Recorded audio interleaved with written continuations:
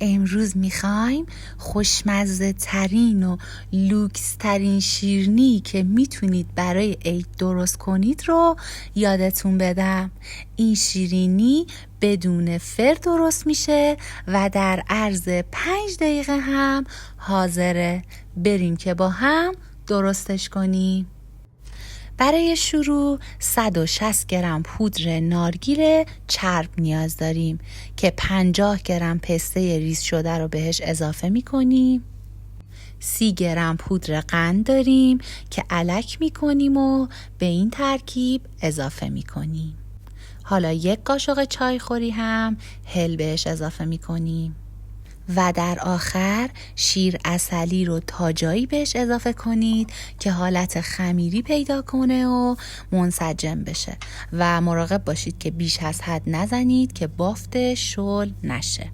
شما میتونید از شیر عسلی بازاری استفاده کنید، اما من این شیر عسلی رو خودم داخل خونه درست کردم که هم خیلی خوشمزه است، خیلی راحت درست میشه، صرفه اقتصادی داره و تا 1 سال هم داخل یخچال میتونید ازش نگهداری کنید.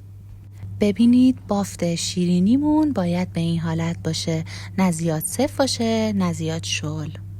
اینجا من از قالب سیلیکونی استفاده کردم، شما میتونید از هر قالبی که دوست دارید استفاده کنید. ته قالب 1 مقدار برای تزیین خلال پسته میریزم. این خلال پسته رو خودم درست کردم، داخل پیج هم آموزشش هست. از شیرینی بر میدارم و داخل قالب به این حالت که میبینید منسجمش میکنم.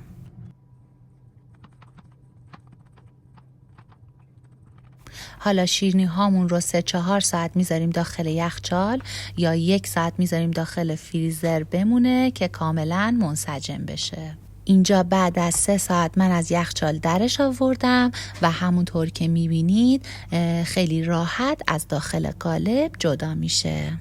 تا من اینا رو از قالب در میارم، شما اگه این ویدیو رو دوست داشتید لایک کنید، کامنت بذارید و اگه ساب ندارید منو سابسکرایب کنید.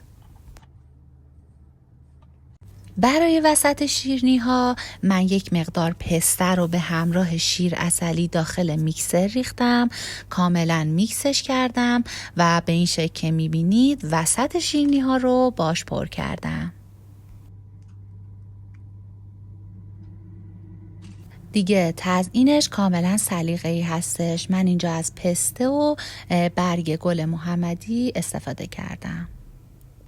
اینم از نتیجه نهایی شیرینی های خوشگل و خوشمزه و لوکس ما. بهتون قول میدم اگه این شیرینی ها رو برای عید درست کنید همه مهموناتون عاشقش میشن. امیدوارم این آموزش رو دوست داشته باشید و به دردتون بخوره و منتظر ویدیوهای بعدی باشید که تا عید قراره کلی شیرینی خوشمزه با هم دیگه یاد بگیریم.